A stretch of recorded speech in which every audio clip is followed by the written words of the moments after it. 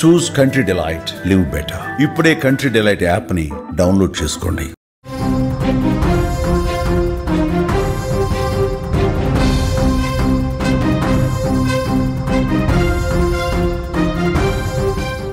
వల్లభనేని వంశీని కొడాలి నాని, పేర్ని నాని కలిసినట్లుగా తెలుస్తోంది. వంశీ ఆరోగ్య పరిస్థితిని అడిగి తెలుసుకున్నారు మాజీ మంత్రులు.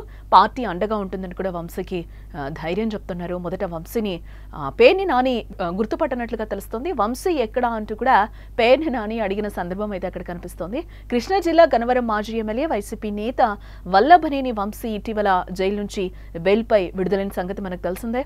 ఈ నేపథ్యంలో ఉంగటూరు మండలం తేలప్రోలు గ్రామంలో ఉన్న ఓ వైసీపీ నేత ఇంట్లో వంశీని మాజీ మంత్రులు కొడాలి నాని, పేర్ని నాని ఆత్మీయంగా కలిసి పరామర్శించారు. అలాగే వంశీ ఆరోగ్యంపై ఇరువురు నేతలు కూడా అడిగి తెలుసుకున్నారు. అయితే మొదట వల్లభనేని వంశీని పేర్ని నాని గుర్తుపట్టలేదు.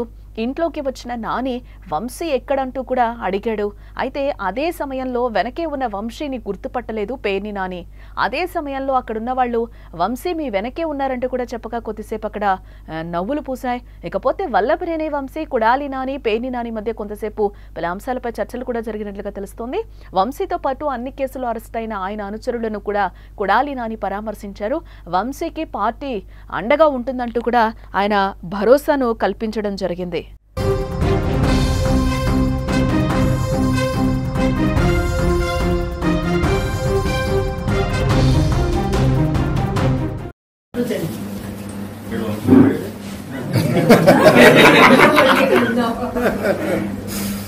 మీరు అరాజానికి ఏదో చెప్పారంటే అందరూ చూస్తున్నాడు. సినిమాలో లాగా చేస్తున్నాడు, మర్చిపోయాను లేదు అన్నట్టు మొత్తం ఆయన ఇంట్లో చూస్తున్నాడు.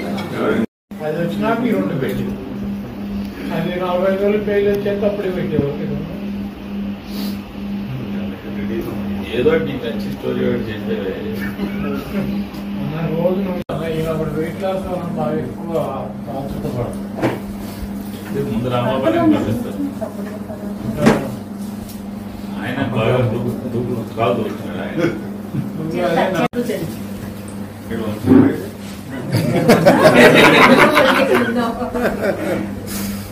మీరు అరాజానికి ఏదో చెప్పారంటే అందరూ చూస్తున్నాడు.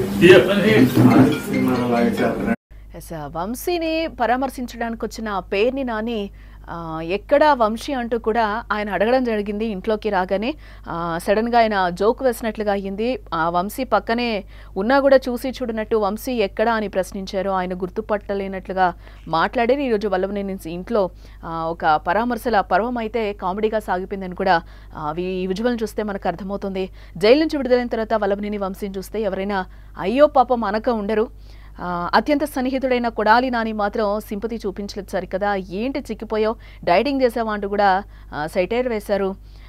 జైలు నుంచి విడుదలైన తర్వాత కూడా మూడీగా ఉంటున్న వంశీని తిరిగి యాక్టివ్గా మార్చేందుకు ఆయన ఇలా జోక్ వేశారని సన్నిహితులు కూడా అభిప్రాయాన్ని వ్యక్తం చేస్తున్నారు. ఇక పేర్ని నాని విషయానికి వద్దాం.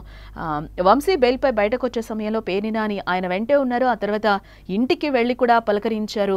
ఇప్పుడు మళ్ళీ కొడాలి నానిని వెంట పెట్టుకుని వంశీ ఇంటికి వెళ్లారు. ఆయన్ను గుర్తుపట్టనట్టే వంశీ ఎక్కడా అంటూ కూడా జోక్లేశారు.